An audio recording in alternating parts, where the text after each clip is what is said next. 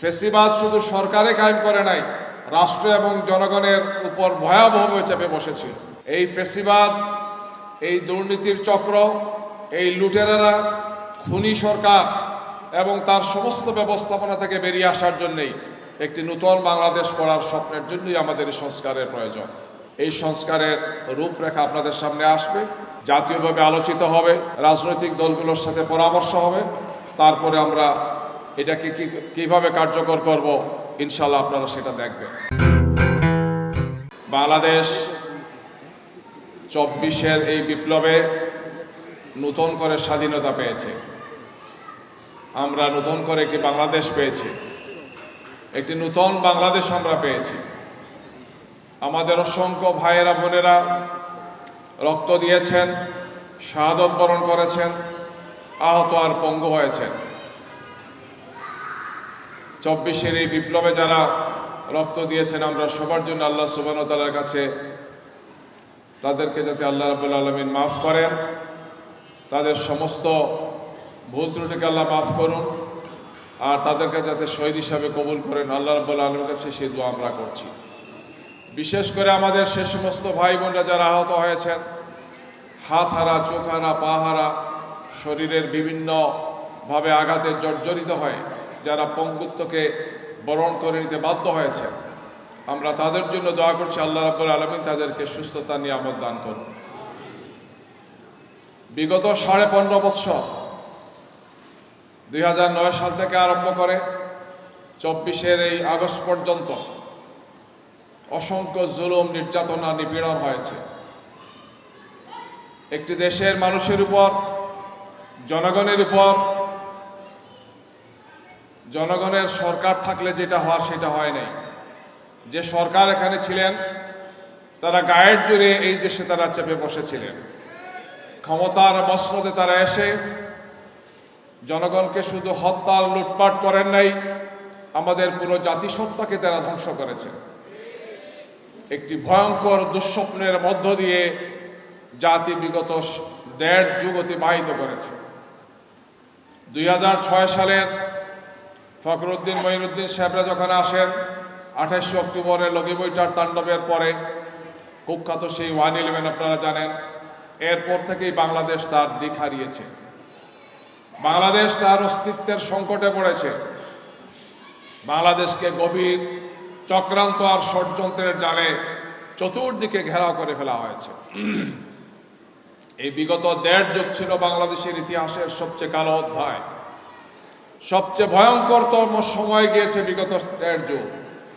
আল্লাহ আমাদেরকে এই পরিস্থিতি থেকে মুক্তি দিয়েছেন। আমরা একটি নতুন বাংলাদেশ গড়ার জন্য এখন সব প্রতিশ্রুতিবদ্ধ। এদেশের মানুষ, অন্তর্বর্তীকালীন সরকার, অন্যান্য যারা আছে, আমরা সবাই প্রতিশ্রুতি দিচ্ছি যে আমরা একটি নতুন বাংলাদেশ করতে চাই। এই বাংলাদেশ গড়ার জন্য এখন সংস্কারের কাজ চলছে, আপনারা জানেন। ইতিমধ্যে অনেকগুলোই সংস্কার কমিশন গঠিত হয়েছে, যারা একটা অংশ ইতিমধ্যেই সেই সংস্কারের প্রস্তাবগুলো সরকারের কাছে জমা দিয়েছে। সচেতন, দায়িত্বশীল হিসাবে, দেশপ্রেমিক মানুষ হিসাবে আমরা সে সমস্ত বিষয়গুলো আমরা জেনেছি যে এই প্রক্রিয়ার মধ্য দিয়ে আমরা এখন এগিয়ে যাচ্ছি। এই সংস্কার এই কারণেই প্রয়োজন যে বিগত 15.5 বছর তথাকথিত নির্বাচনের নামে, ভোটারবিহীন নির্বাচন, মধ্যরাতের নির্বাচন, ডামি নির্বাচন, এই শব্দ আগে আমাদের কাছে জানা ছিল না। বাংলাদেশের গ্রামারে এগুলা নাই, আছে এগুলা। আমরা এই ধরনের নির্বাচনের মাধ্যমে তথাকথিত যে সরকার দেখেছি, এই সরকারগুলোই ফেসিবাদ কায়েম করেছে। ফেসিবাদ শুধু সরকারে কায়েম করে নাই, রাষ্ট্র এবং জনগণের উপর ভয়াবহভাবে চেপে বসেছিল। এই ফেসিবাদ, এই দুর্নীতির চক্র, এই লুটেরারা, খুনি সরকার এবং তার সমস্ত ব্যবস্থাপনা থেকে বেরিয়ে আসার জন্যই একটি নূতন বাংলাদেশ গড়ার স্বপ্নের জন্যই আমাদের এই সংস্কারের প্রয়োজন। এই সংস্কারের রূপরেখা আপনাদের সামনে আসবে, জাতীয়ভাবে আলোচিত হবে, রাজনৈতিক দলগুলোর সাথে পরামর্শ হবে, তারপরে আমরা এটাকে কিভাবে কার্যকর করব ইনশাল্লাহ আপনারা সেটা দেখবেন। আজকের এই কর্মী সম্মেলনে রাজনৈতিক বক্তব্য নেতৃবৃন্দ দিয়েছেন। আমি যে কথাটি এখানে বলতে চাই, এই সংস্কার অবশ্যই প্রয়োজন। একটি সুন্দর গ্রহণযোগ্য নীতি এবং পদ্ধতি একটি জাতির জন্যে, একটি রাষ্ট্রের জন্যে, সরকারের জন্যে, জনগণের জন্য অপরিহার্য। কিন্তু শুধুমাত্র একটি সুষ্ঠু সুন্দর নীতি থাকলেই একটি দেশ সুন্দরভাবে চলতে পারে না।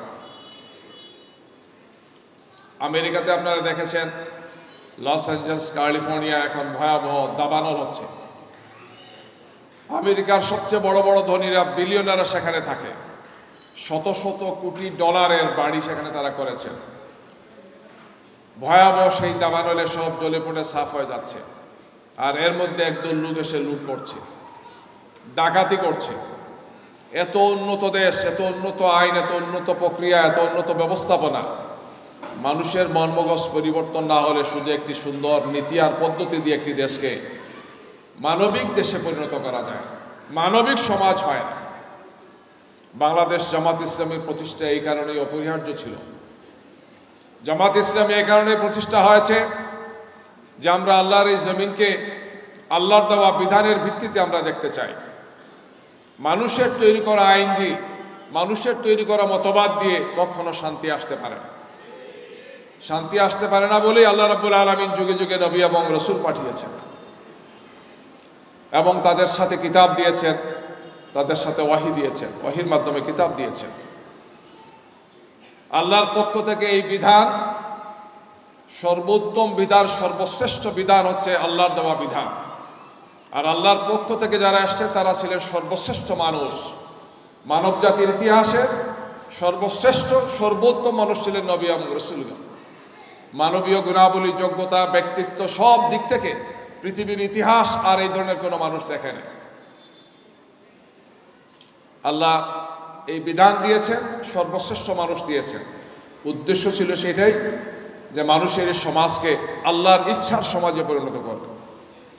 আল্লাহ যে সমাজ, আল্লাহ যে মানুষ, আল্লাহ যে মানবিক একটি সুন্দর রাষ্ট্র এবং সমাজ দেখতে চান, এই সমাজের জন্য এই দুইটি উপকরণ প্রয়োজন ছিল। কুরআনুল কারীমে আল্লাহ রাব্বুল আলামিন রাসূলদেরকে পাঠানোর উদ্দেশ্য সম্পর্কে কয়েক জায়গায় বলেছেন, ওয়াল্লাযী আরসালা রাসূলাহু বিল হুদা ওয়া দীনিল হক লিইয়ুযহিরাহু আলাদ দীনি কুল্লি ওয়ালাউ কারিহাল মুশরিকুন। আরেক জায়গায় বলেছেন, ওয়া কাফা বিল্লাহি শাহিদা, যে আমি আমার রাসূলকে পাঠিয়েছি হেদায়েত এবং দ্বীনে হক সহ। হেদায়েত এবং দ্বীনে হক কেন দিয়েছি? লিইয়ুযহিরাহু আলাদ দীন, মানুষের তৈরি করা বিধানের উপর আল্লাহর বিধানকে তিনি কায়েম করবেন। আল্লাহু আকবার। ওয়া কাফা বিল্লাহি শাহিদা, আল্লাহ রাব্বুল আলামিনের সাক্ষ্য এই ব্যাপারে যথেষ্ট। ওয়ালাউ কারিহাল মুশরিকুন, দুই জায়গাতে আসছে। মুশরিকদের কাছে এটা যতই অপছন্দনীয় হোক না কেন, এটা আল্লাহর ডিসিশন যে আল্লাহর এই জমিন আল্লাহর বিধানের ভিত্তিতে চলবে।